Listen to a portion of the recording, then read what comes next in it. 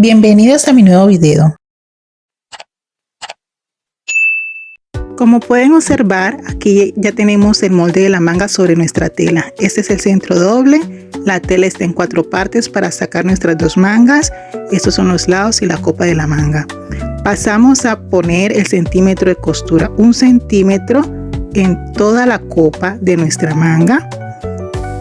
Y le damos 2 centímetros a los lados de la manga hasta la parte del dobladillo, que ya tenemos allí esa partecita de la curva que se alcanza a observar allí en la parte final de la manga.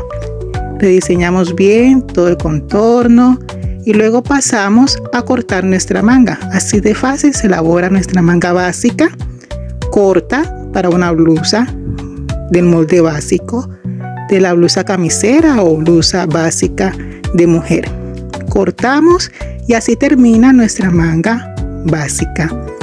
En la parte del centro de la parte del hombro de la manga hacemos un piquete, que es la cual vamos a poner en el centro del hombro de nuestra blusa cuando la vayamos a coser y nos venga perfectamente confeccionada.